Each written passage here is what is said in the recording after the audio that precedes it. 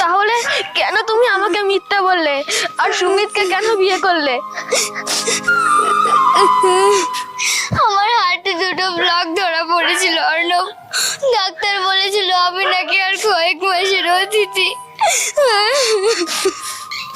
অপারেশনের জন্য অনেক টাকা দরকার ছিল।